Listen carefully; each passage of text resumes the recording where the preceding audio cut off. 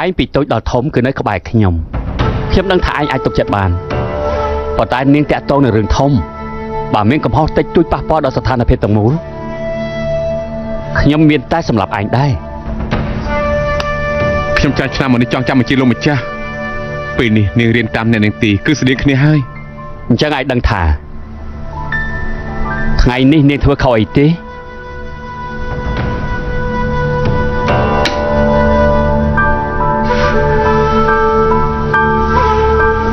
ខ្ញុំមករៀននាងជារៀងរាល់ថ្ងៃនាងខិតខំរៀនលេខអុកដែរគ្រាន់តែការយល់ដឹងរបស់នាងនៅតែមិនដូចនាងទីមិនអីទេបើនាងរៀនមិនចេះថ្ងៃក្រោយកុំលេខអុកនៅចំពោះមុខអ្នកដទៃទៀតបាទ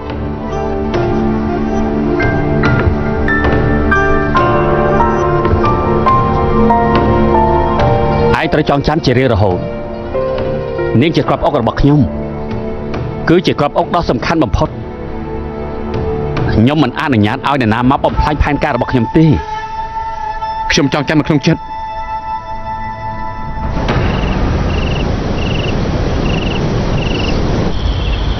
ជួយយាបើខ្ញុំចង់ការពារសុខភាពនាងត្រូវលាក់បង្ការចងចាំមែនទេដើម្បីកុំឲ្យនាងធ្លាក់ក្នុងគ្រោះថ្នាក់ដែលមិនដឹងស្មានគេនិយាយថាឃ្លាតឆ្ងាយលែងស្គាល់គ្នាមិននឹកស្មានថាខ្ញុំសូម្បីតែជួបនាងក៏ត្រូវគិតឲ្យច្បាស់លាស់ដែរ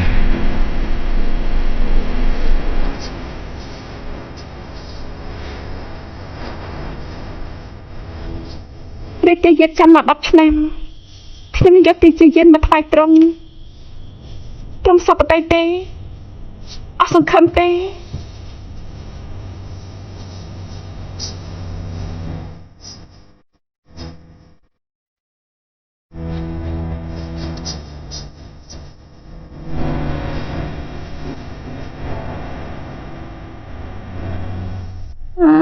ខ្ញុំចំណានទីជាយានណាតែមានរាជទីយានរងចាំ10ឆ្នាំមានភាពទន់ភ្លន់នឹងបងប្រុសមីងស៊ីស្រឡាញ់គេ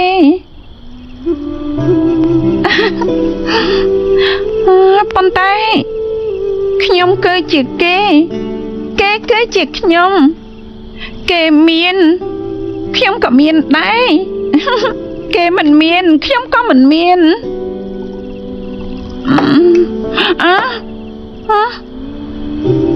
នេះផឹកស្រាច្រើនពេកហើយមួយឈិញអ្នកប្រុសក៏ផឹកស្រាដែរនេះជាលើកដំបូងដែលខ្ញុំផឹកស្រាតាមពិតស្រានេះគឺរសជាតិឆ្ងាញ់ណាស់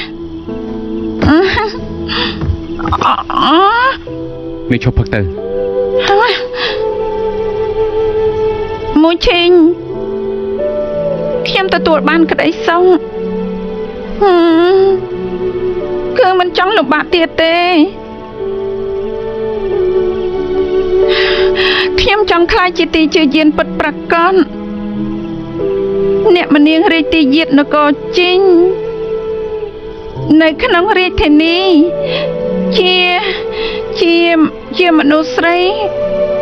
ជាមនុស្សស្រីដែលអ្នកគ្រប់គ្នាចំណែនព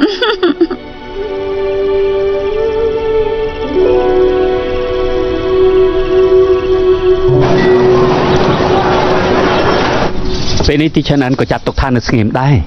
មករយៈពេលនេះគេនៅផ្ទះយិនសួយគឺមិនតំណែងតំណងអ្នកដទៃសរសេរកពីធေါ်ជារៀងរាល់ថ្ងៃខ្ញុំនៅក្មេងមិនចូលចិត្តបែបហ្នឹងតែឆ្លងកាត់10ឆ្នាំមុននេះមិនអាចធ្វើអ្វីតាមចិត្តឡើយរាជវាំងប្រតិកម្មយ៉ាងម៉េចដែរគ្មានអ្វីខុសធម្មតាទេហានយាអាននីងដល់ពេលនេះមិនតាន់ជួបគេទេព្រះមហាសត្យានីជួយគូវ៉ាន់អេងចូលរួមជ្រើសរើសអ្នកម្នាងក្នុងពេលនេះបាយជាមានភាពស្ងប់ស្ងាត់បែបនេះមើលទៅផែនការហានចុងយានចិត្តមកដល់ហើយ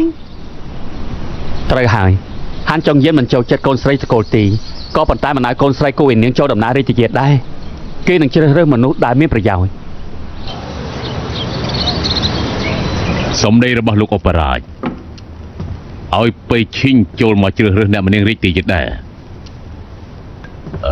ព្រះអង្គ ไปชิงในโกจิงមានព្រំដែនជាប់គ្នាគឺមានចំនួនមិនឈប់ឈរតាំងពីត្រកូលទីតាំងពីត្រកូលទីខົບខិតនឹងបៃឈីងត្រូវប្រហារជីវិតមួយគ្រួសារនគរជីងនិងបៃឈីងមានតំណែងតំណងធ្វើជំនួញធ្វើឲ្យព្រំដែនមានសន្តិភាពប៉ុន្តែយ៉ាងម៉េចតាមទូបង្គំដឹងបៃឈីងតាំងពីឆ្នាំមុនមានគ្រោះរាំងស្ងួតធ្ងន់ធ្ងរចំនួនព្រំដែនកាន់តែខ្លាំងក្លាឡើងម្ដងទៀតបើសិនជាលើកនេះយករឿងជ្រើសរើសអ្នកមនាងរាជទាយាទសម្រួលទំនាក់ទំនងការទូតនគរទាំងពីរជៀសវាងចំនួនចំពោះនគរជីងហើយនឹងប្រជារាស្ត្រគឺជារឿងល្អខ្លាំងណាស់ក្រាបទូល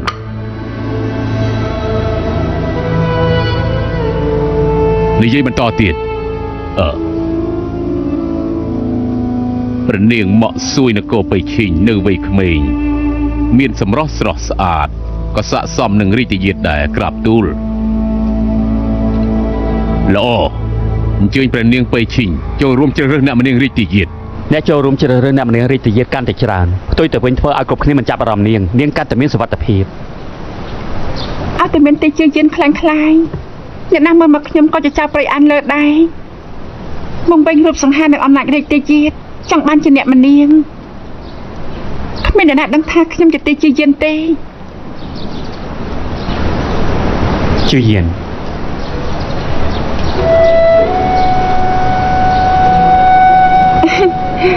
ជឿយានឈ្មោះមួយនេះពេលស្ដាប់ទៅគឺចម្លែកណាស់បងប្រុសមីងស៊ីប៉ុន្តែឈ្មោះនេះធ្វើខ្ញុំនឹកឃើញពេលវេលាពួកយើងនៅភូមិខាងត្បូងកាលពីក្មេងជឿយាននាងនៅចាំទេផ្កាឆាងសើភៀកខាងត្បូងគឺជាផ្កាដែលពុកដាំឲ្យម៉ែខ្ញុំពេលនៅក្មេងក្នុងសួនពោពេញទៅដោយផ្កាពេលនេះចូលរាជធានីគឺឡើងឃើញវាទៀតហើយការសងសឹកតាក់ទងនឹងមនុស្ស 80000 នាក់ដែលគ្មានកំហុសពួកយើងមានកម្លាំងទេការប្រយុទ្ធទៅតស៊ូមិនដឹងថាជោគជ័យឬអត់ទេក៏មិនដឹងថាជីវិតនេះនៅទីណាដែរចំណែកផ្កាឆាងស៊ីកាន់តែមិនដឹងថាពេលណាបានឃើញទៀត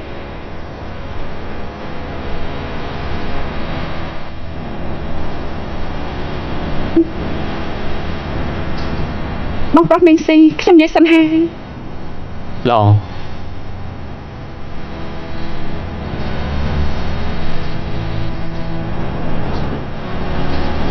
ជឿយានពេលនៅក្មេងនាងសួរខ្ញុំថាតើជាមនុស្សតកូលទីឬមនុស្សរបស់នាងនៅក្នុងចិត្តខ្ញុំគឺមិនផ្លាស់ប្ដូរទេត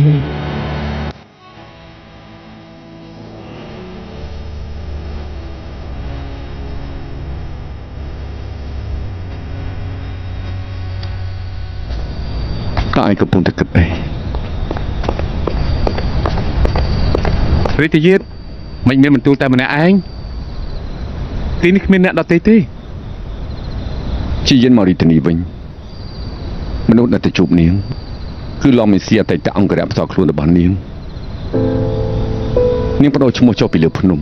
ទទួលរងការម៉ាស់មួយទៅហើយឥឡូវនេះនៅក្នុងរាជធានីរស់នៅតែម្នាក់ឯងទៀតអញ្ចឹងរាជយាទហេតុអីមិនព្រមទៅជួបនាងរបៀងពួកយើងនៅឆ្ងាយពីគ្នាណាស់បើចង់ផ្សះផ្សាតកូលទាំងពីរអញ្ចឹងទ្រង់រៀបមង្គលការនឹងមនុស្សនៅលើភ្នំតាយសានគឺជាជំរឿនល្អបំផុតដូច្នេះអ្នកមនាងរាជយាទគឺជាទីជឿយាន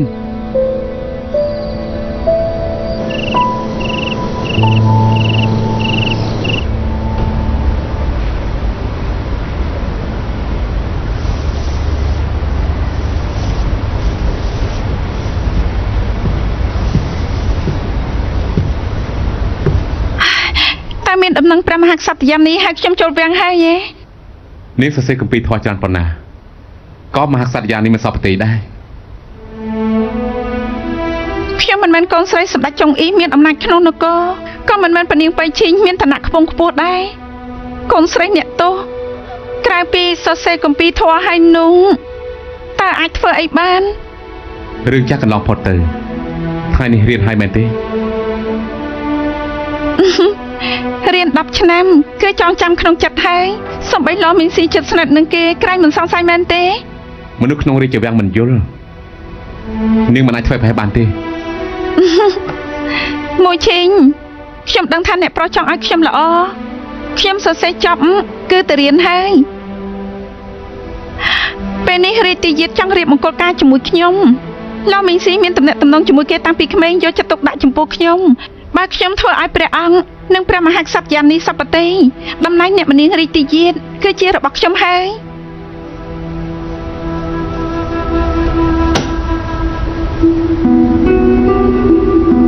នាងកំចង់បានរបស់ដែលមិនមែនជារបស់នាង ប៉ុន្តែការខំខ្លួននៅលើភ្នំតៃសាន10ឆ្នាំនិងការចំអកមើលងាយខ្ញុំថ្ងៃនេះតើវាជារបស់ខ្ញុំទេអ្នកនាងទីមនុស្សរបស់ព្រះមហាក្សត្រយានីមកហើយ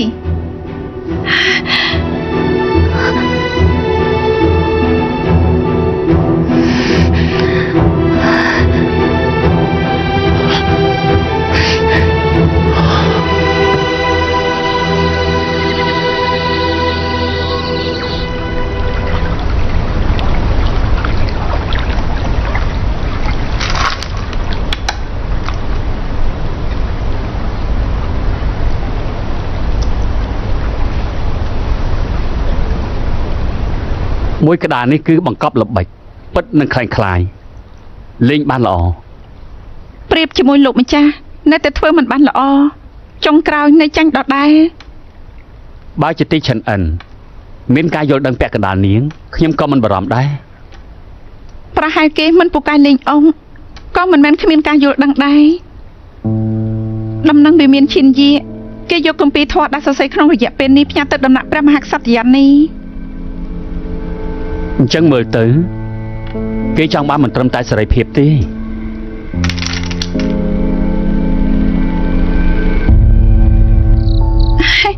មួយឈីង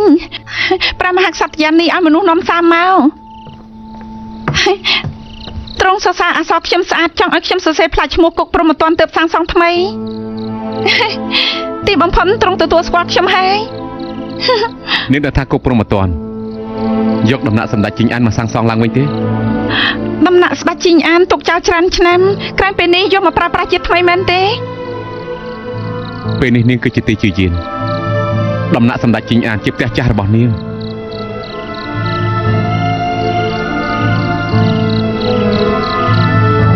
ពេលចង់ធ្វើជាអ្នកមនាងរាជទាយានខ្ញុំមិនមែនទីជាយានទេពេលចង់សរសេរផ្លាច់ឈ្មោះខ្ញុំជាគេទៀតហើយ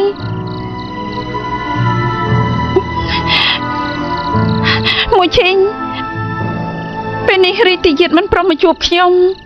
ព្រះមហាក្សត្រយានីក៏ធ្វើឲ្យខ្ញុំពិបាកព្រោះអត្តសញ្ញាណខ្ញុំចៃដន្យខ្ញុំធ្វើឲ្យពួកគេខឹងខ្ញុំត្រូវចាប់ទៅភ្នំតៃសានវិញហើយពីពេលនេះទៅខ្ញុំមិនអាចចុះពីភ្នំបានជារៀងរហូត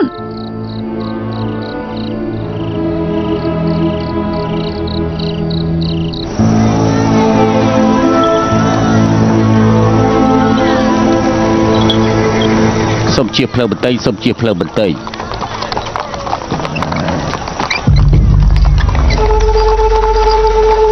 មេតបតាមមានរឿងអី មនុស្សបៃឈិញមកហើយ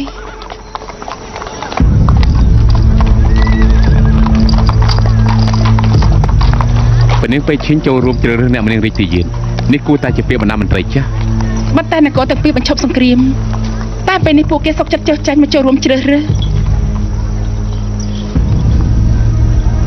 អ្នកប្រុសបែរជាដឹងដំណឹងបៃឈិញលឿនណាស់ គឺមកគុំការពារព្រំដែនជាមួយមេតបទទួលបានដំណឹងប្រកាសជាចាប់អារម្មណ៍ពេលឈិញហើយ តាមមែនទេ មែនហើយ អ្នកប្រុសក៏ធ្លាប់និយាយដែរបៃឈិញមានល្បិចច្រើនអ្នកប្រុសត្រូវប្រុងប្រយ័ត្ន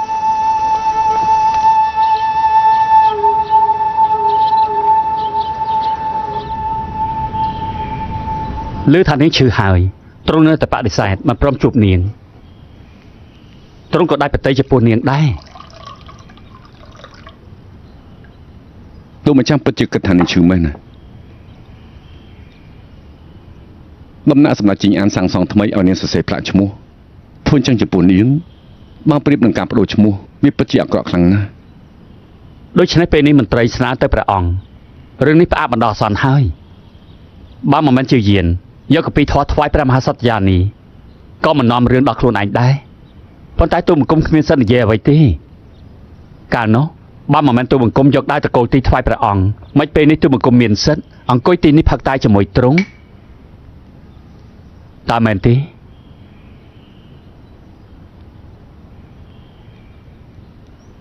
ឆ្លងកាត់រឿងនេះខ្ញុំបែរជាជឿជាក់ថាទោះជាលំបាក10ឆ្នាំក៏ចរិតនាងមិនផ្លាស់ប្ដូរដែរការបដូរឈ្មោះគ្រាន់តែជាការពន្យាពេលនាងមិនអាចបំភ្លេចបំណុលឈាមដ៏ធំនេះបានទេទ្រង់មានបន្ទូលបង្កប់នៃច្រើនណាស់ទ្រង់គិតថាត្រកូលល្អចោះចូលក៏ជាការពន្យាពេលដែរតើមិនមែនភាពស្មោះត្រង់ចំពោះព្រះអង្គហើយទេ ពួកយើងគឺជាអ្នកក្រៅការឆ្លងកាត់របស់នាងមិននឹងអាចប្រៀបធៀបបានទេ មើលតែទ្រង់ខ្លាចជួបនាងដោយសាររឿងនេះតាមពិតពីដំបូងទ្រង់ការពារនាងគឺជាក្តីមេត្តារបស់រាជវង្ស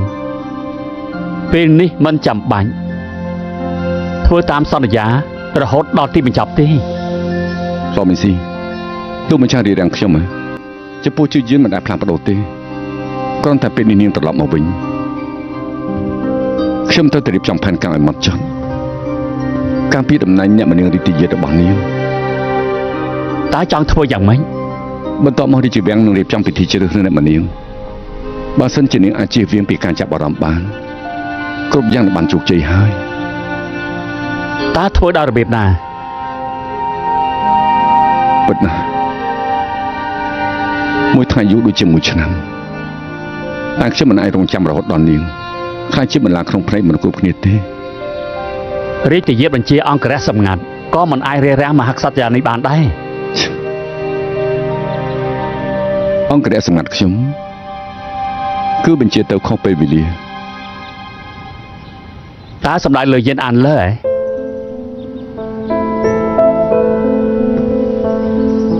មិនបានជាលោកម្ចាស់ដឹង តើទូលបង្គំដឹងយ៉ាងម៉េចហ៎ទ្រង់មិនខ្វល់ពីសំណើរាជមង្គលការនគរបៃឈិងក៏មិនទៅជួបជាយានក្នុងប្រទេសទ្រង់មានការស្ទះស្ទើរ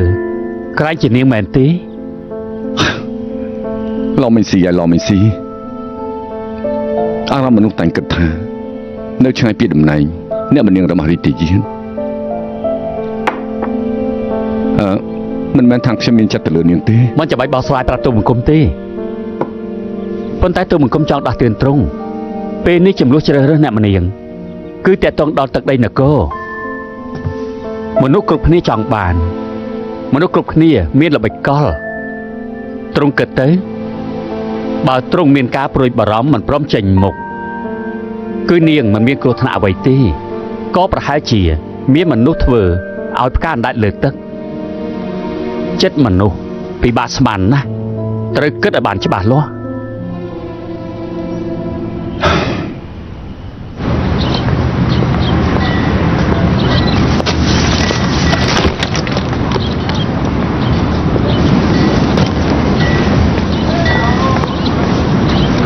ក្តៅណាស់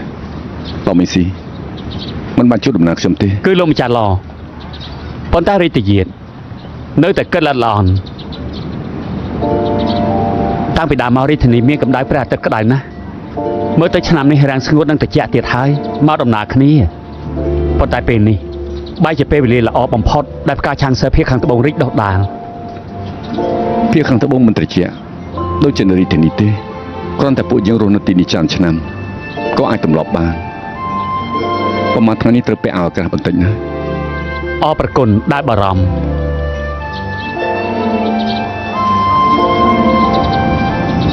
លោកម្ចាស់កំពុងធ្វើអីហ្នឹង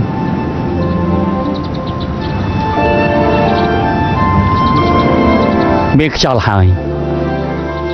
មើលទៅខ្យល់គួចនៅក្នុងរាជធានីមកលឿនជាងការគិតទៅទៀតទ្រង់យាងទៅវិញចុះបន្តិចទៀតមានភ្លៀងហើយអញ្ជើញ ឆាន់នេះឲ្យលោកម្ចាស់តែកុំភ្លេចសងខ្ញុំវិញណា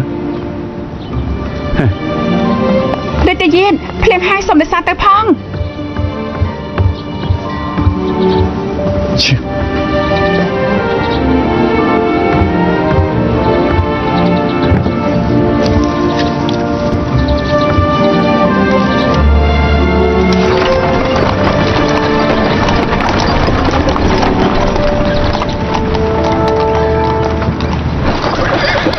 តាយេតក៏ទៅស្វាគមន៍អ្នកនាងទី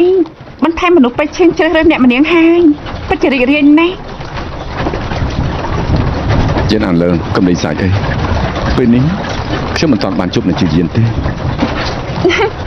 មានបន្ទូលបែបនេះបញ្ជាក់ថាគ្មានកំហុសក្នុងការកាន់ចិត្តអានលើទទួលយកហើយណែ នាង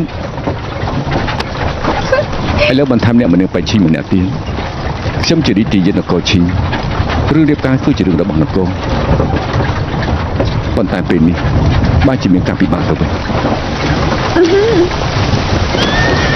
អូអាយ៉ាភ្លៀងខ្លាំងណាស់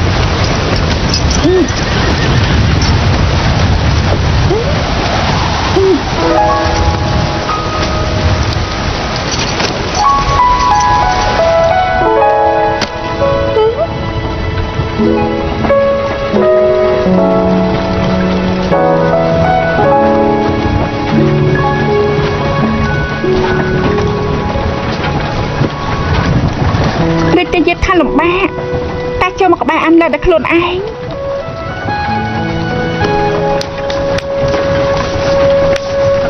ជួបទឹកចេញសិនទៅខ្ញុំខ្លាចនាងត្រូវព្រៀងធ្វើឲ្យឈឺអញ្ចឹងដំណើរសេវក្តីនឹងគ្មានអ្នកគ្រប់គ្រងទេ ការដោះស្រាយភារកិច្ចនេះជួយឲ្យត្រង់លែងកង្វល់ទៀតមែនទេបាច់ត្រង់មានបញ្ហាអានលើជួយដោះស្រាយឲ្យត្រង់ចាស់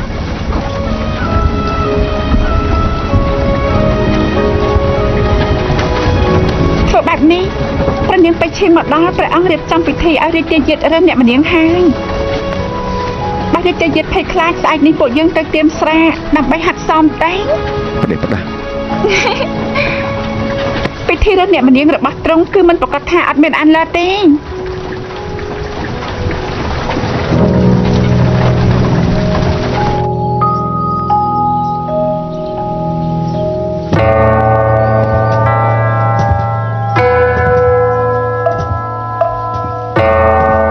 មួយឆ្នាំទៀតហើយបើមិនមែនរូបគំនូរនេះខ្ញុំម្ចាស់ចិត្តភ្លេចសម្លេងនឹងស្នាមញញឹមទ្រង់ហើយ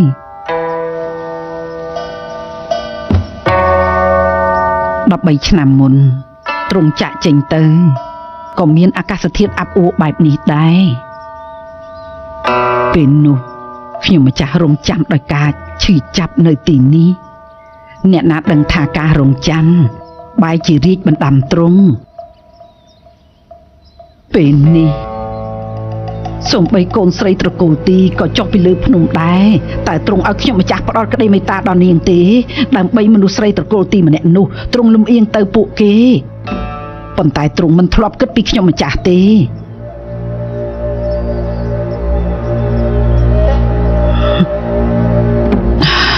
និយាយមកមួយរយៈនេះទីឈិនអិនមានអ្វីខុសធម្មតាទេ ពិតមែនតែលើកមុនគេសំណាងកិច្ចផុតតែគម្ពីរធម៌ដែលយកមកគឺយកចិត្តទុកដាក់ជាងមុនទៅទៀតតើជាខ្លាឬឆ្មាយើងគឺត្រូវមើលដោយផ្ទាល់ភ្នែក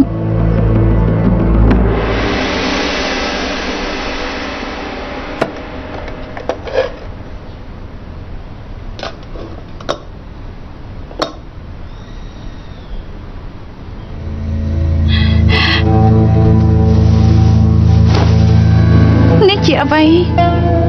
មានមនុស្សលួចចូលបន្ទប់ខ្ញុំម៉េះ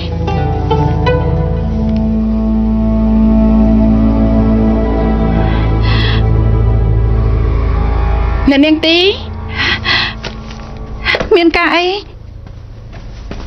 អ្នកនាងទីព្រះមហាក្សត្រយ៉ាននេះមានរាជបញ្ជាឲ្យអ្នកនាងចូលកលត្រង់ព្រះមហាក្សត្រយ៉ាននេះព្រមជួបខ្ញុំហើយប្រហែលសពតិនឹងអសរខ្ញុំ ទ្វាររាជវាំងនេះទីបំផុតបាក់ទទួលខ្ញុំហើយ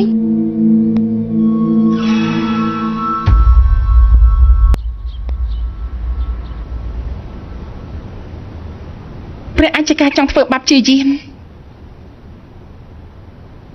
ជាមនុស្សមានភាពក្រអឺតក្រទមយ៉ាងនេះ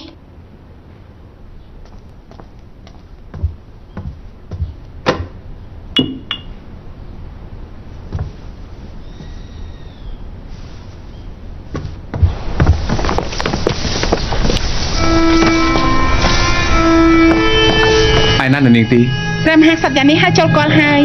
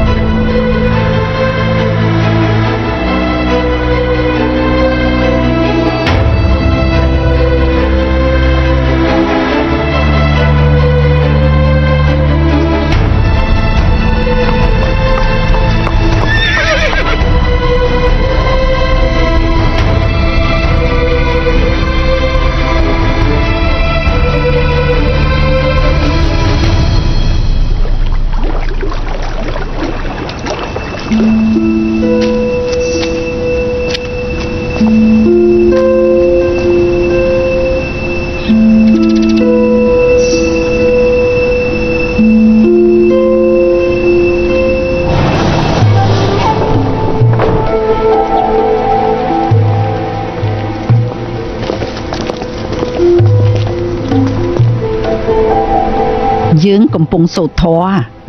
ផ្លេចថានាងលុតជង្គង់នៅទីនេះនាងលំបាកហើយក្រោកឡើងមកព្រះមហាក្សត្រយ៉ាងនេះឲ្យខ្ញុំម្ចាស់ចូលគាល់ជាកិត្តិយសខ្ញុំម្ចាស់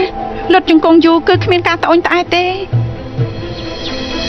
ថ្ងៃនេះយើងហៅនាងមកតើនាងដឹងថាថ្ងៃនេះជាថ្ងៃអីទេថ្ងៃនេះគឺគោរពវិញ្ញាណក្ខន្ធបុព្វបុរសឈិនអិនប្រហែលឆ្នាំនេះសរសេរគម្ពីរធម៌នៅលើភ្នំតៃសានទី1បួងសួងថ្វាយព្រះមហាក្សត្រយ៉ាងនេះទី2បួងសួងថ្វាយបុព្វបុរសថែរក្សាទឹកដីនគរជីងរាប់ម៉ឺនឆ្នាំតើមែនទេព្រះមេយកមក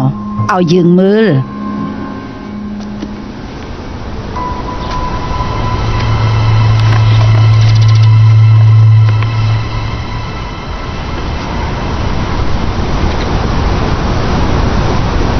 ទីក្បត់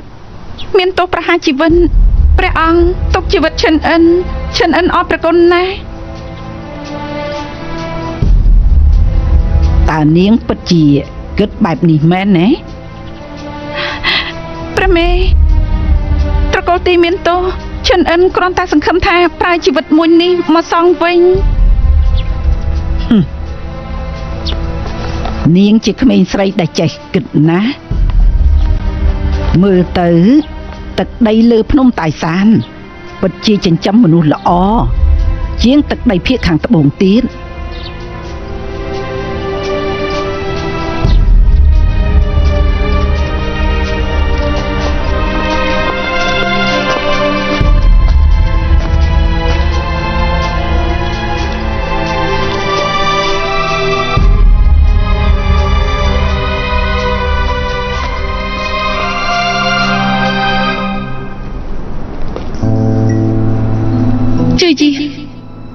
នេះមិនមែននាងទេមិននាងអាចខ្លាយទៅជាបែបនេះបានទេ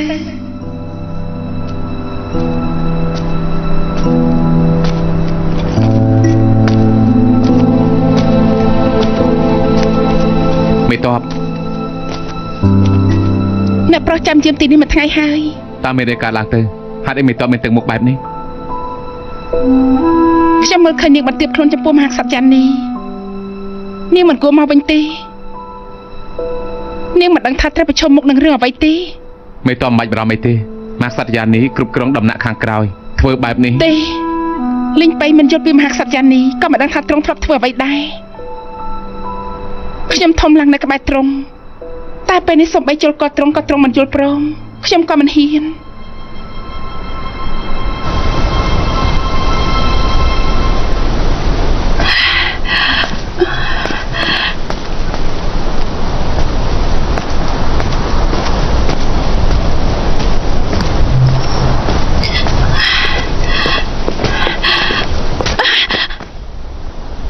តើនេះមិនអីទេមិនអីទេនៅក្រៅដំណាក់ព្រះមហាក្សត្រយ៉ាងនេះលុតជង្គង់យូរពេកចូលផ្ទះសិនទៅ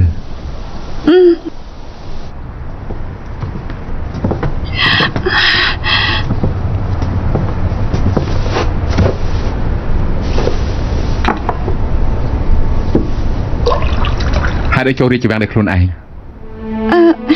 ស្រាប់តែទទួលរាជបញ្ជាព្រះមហាក្សត្រយ៉ាងនេះរនអ្នកប្រុសមិនឃើញខ្ញុំក៏មិនហ៊ានខកពេលនាងអាចកិច្ចបានអាចធ្វើពុតឈឺបានអាចរងចាប់ខ្ញុំមកវិញគិតមើលទៅ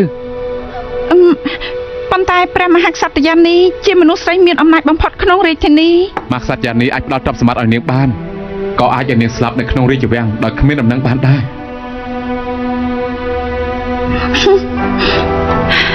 ទោះជាខ្ញុំមានទោសក្រែងមានអ្នកប្រកាសពីខ្ញុំមែនទេ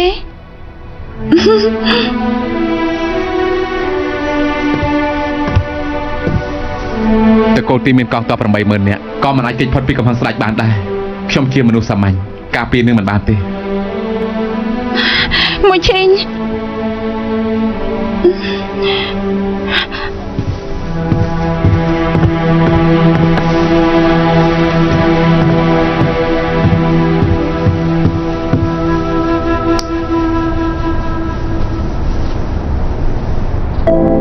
មួយឆេងពេលខ្ញុំចូលរាជធានី មើលឃើញលើដៃអង្គរៈផ្សេងទៀតគឺមានបន្តោងនេះខ្ញុំគិតថាអ្នកដតីមានរបស់នេះអ្នកប្រុសក៏ត្រូវតែមានដែរ នាងចូលដេកយប់ជ្រៅរាល់ថ្ងៃគឺដើម្បីតែក្រំបន្តោងនេះទេ ខ្ញុំជាកូនកំព្រារហូតឡើងភ្នំតាយសានបានជួបអ្នកប្រុសចាត់ទុកថាមានសាច់ញាតិខ្ញុំឈឺមានអ្នកប្រុសមើលថែខ្ញុំចង់យកខ្លែងដៃជាប់នៅលើដើមឈើអ្នកប្រុសឡើងយកមកឲ្យខ្ញុំសូម្បីខ្ញុំមករដូវលើកដំបូងខ្លាចដល់មិនដឹងធ្វើម៉េចក៏អ្នកប្រុសលួងលោមខ្ញុំដែរខ្ញុំមិនដឹងថារាជធានីធំប៉ុណ្ណាមានគ្រោះថ្នាក់ប៉ុណ្ណាប៉ុន្តែក្នុងពិភពលោកតូចរបស់ខ្ញុំអ្នកប្រុសជាអ្នកក្លាហានដ៏អស្ចារ្យមួយឈីងខ្ញុំអាចពឹងផ្អែកអ្នកប្រុសបានរហូតតើត្រូវទេ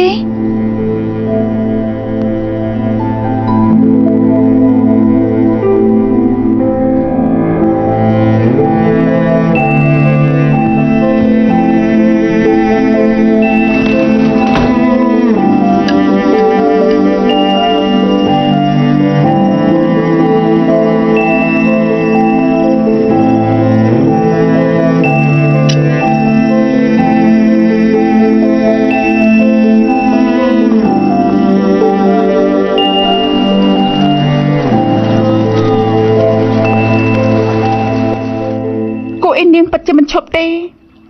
មហាក្សត្រយាននេះធ្វើបាបទីឈិនអិនជាបន្តបន្ទាប់ក្រៅខ្នងក៏មានសមោកេតដែរបាគូវ៉ាន់អ៊ីងមានសម្លេងគ្រប់គ្រងតែគឺមើលឃើញលទ្ធផលហើយគឺដោយសារគេនៅក្នុងការជ្រើសរើសអ្នកម្នាងគឺបាត់បង់អំណាចហើយលួងឲ្យមហាក្សត្រយាននេះគ្រប់គ្រងតើវាយ៉ាងម៉េចរឿងតែតងដល់នគរហាន់ចុងយាប្រកាសជាប្រុងប្រយ័ត្នយ៉ាងខ្លាំងបាត់មិនមែនពនាបៃឈិញចូលរួមជ្រើសរើសគេប្រហែលជាជ្រើសរើសនាង តែហាន់ចង់យើងអង្គុយស្ងៀមចាំមើលយកសម្ពាធនឹងចំនួនឲ្យអ្នកដទៃរាជទាយាទល្អយ៉ាងនេះដូច្នេះថ្ងៃស្អែកណាត់ជួបនឹងសាកល្បងមើលម្ដងទៀតមួយនេះគួរតែមើលសិនទៅគឺជាសកម្មភាពមន្ត្រីទាំងអស់ក្នុងនគរ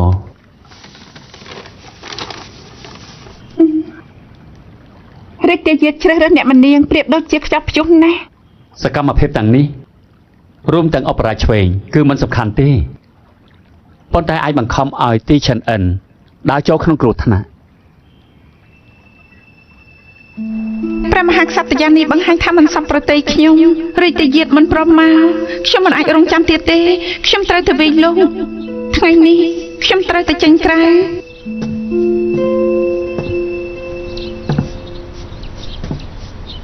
មួយឈីង ពេលនេះខ្ញុំដូចគេប្រមាណភាគ រូបរាងដូចស្មារតីមិនដូចទេ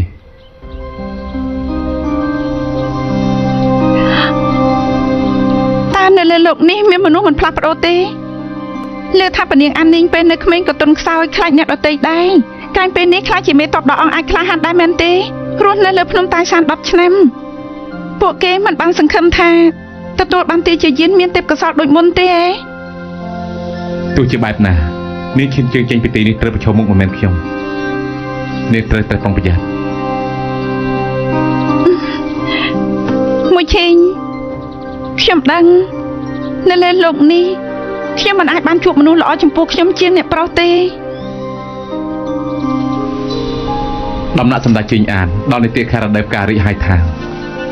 រីទេយាទសពប្រទេសណា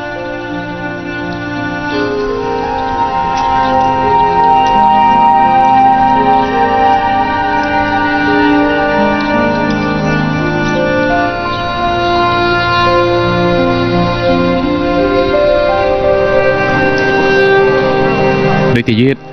នាងទីចុះទៅលើភ្នំហើយហេតុអីត្រង់នៅតែផ្ញើអំណោយទៅតកូលទីទៀតម្សិលមិញយើងត្រូវព្រះអញ្ញការធ្វើបានខ្ញុំមិនអាចនៅស្ងៀមទៀតបានទេត្រូវតែបង្ហាញពីអកប្បកិរិយាអញ្ចឹងលើកនេះត្រង់ចង់ឲ្យអំណោយនាងដែលផ្ទាល់ដៃមែនទេ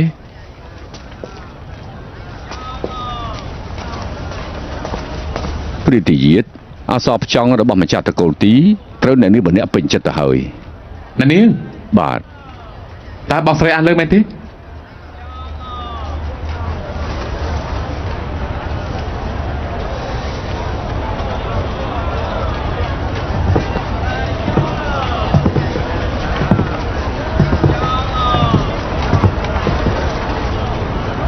សូមរំខានបន្តិចវត្ថុនេះមានអត្ថន័យចំពោះខ្ញុំណាស់តើអ្នកនាងអាចប្រគល់វាឲ្យខ្ញុំបានទេ វត្ថុនេះក៏មានន័យចំពោះខ្ញុំម្ចាស់ដែរជាអសពចង់លោកយាយខ្ញុំម្ចាស់សរសេរផ្ទាល់ដៃ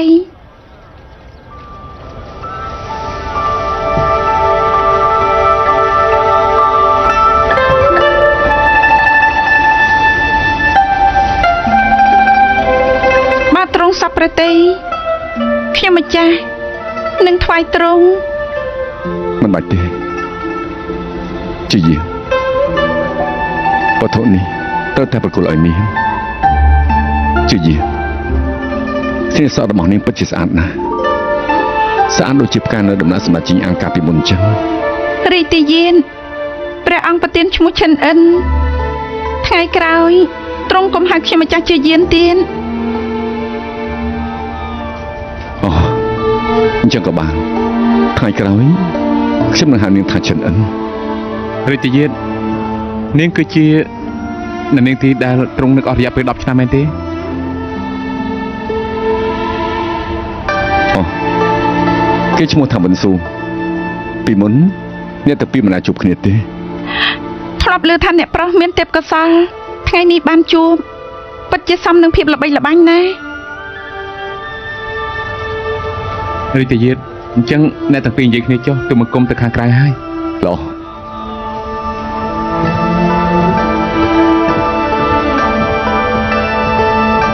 បើជាយាននៅរស់គួរតែដូចអ្នកប្រុសវិនហើយ ពីមុននាងយកជីងយានផ្ញើខ្ញុំគឺខ្ញុំមើលថាគេមិនបានល្អ គឺជាយានគ្មានសំណាងខ្ញុំម្ចាស់មិនបានឃើញគេធំឡើងមិនតាក់ទងនឹងទ្រង់ទេ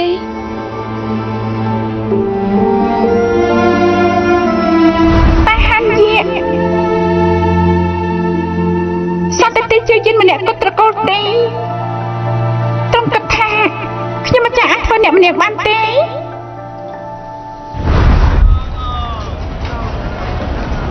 រាជយានពួកយើងជួបគ្នាម្ដងទៀតតើអាចជូនឈិនអិនទៅផ្ទះបានទេ ប្រកាសហើយសូមយើងរីទីយាត រាជយាតទីបំផុតត្រង់ចេញមកហើយបងស្អាតលើកំពុងរងចាំនៅទីត្រាលេងសៀនពួកយើងប្រញាប់ទៅ រីទីយានថ្ងៃនេះកម្របានជួបគ្នាណាស់ឈិនអិនរីករាយណាស់បើទ្រង់ជាប់រវល់ឈិនអិនគឺមិនរំខានទេ មិនអីទេប៊ុនស៊ូហើយរកមនុស្សទៅសុំទោសពួកគេទៅប្រាប់ថាខ្ញុំចោលរវល់មិនបានទៅទេ អូល្អ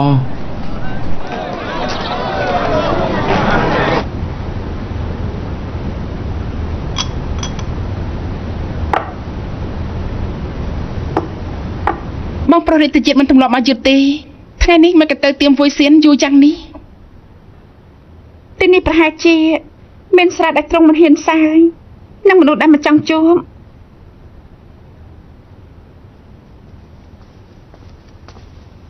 លោកម្ចាស់ថ្ងៃនេះរាជទីយាតមិនមកទេ ហេតុអី ទ្រង់បានជួបអ្នកនាងទីនៅទៀមវួយសៀនក្រោយមកជូនគេទៅផ្ទះ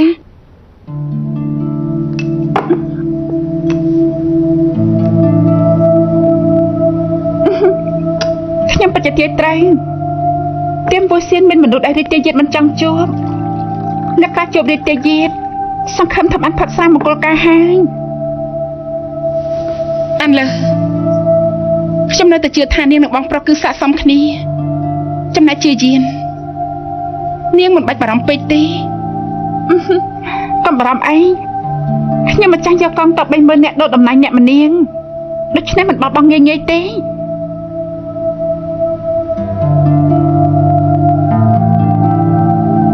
ថ្ងៃនេះនឿយហត់ហើយស្រាននេះទុកផឹកថ្ងៃក្រោយទៀត ល្អ រាជយាតមិញនេះជួបនឹងនាងតើជាទីជាយានដែលត្រង់តែងតែមានបន្ទូលមែនទេមិនក៏ទូបង្គំមើលទៅមិនដូចគ្នាសោះ ចិញ្ចាំរបស់នាងដូចជាជាយាននៅក្នុងការចងចាំរបស់ខ្ញុំមែនប៉ុន្តែចរិតរបស់នាងបែរជាធ្វើខ្ញុំមានអារម្មណ៍ថាដូចជាអ្នកដទៃទៅវិញ ប្រៀបធៀបនឹងបងស្រីអានលើតាមបង្ហាញថានាងមិនដូចអ្វីដែលទ្រង់គិតមែនប្រេតណា ប្រសុំតាមមួយរយៈនេះអាចមាននៅឃើញការនៅក្មេងទេ តើពេលនៅក្មេងហ៎ពេលនៅក្មេងទូបង្គំធ្លាប់ឈឺធ្ងន់ស្ទើរតែបាត់បង់ជីវិតក្រោយមកកាលពីមុន5ឆ្នាំគឺទូបង្គំពេកទៅហើយគ្រាន់តែទូបង្គំដឹងថាក្រោយមកបានជួបជាមួយទ្រង់ មកព្រៃក៏ឲ្យចុះរឿងការពីមុនមិនសំខាន់ទេ បើមិនមែនសំខាន់ទេហេតុអីទ្រង់មិនបំភ្លេចនាងទេ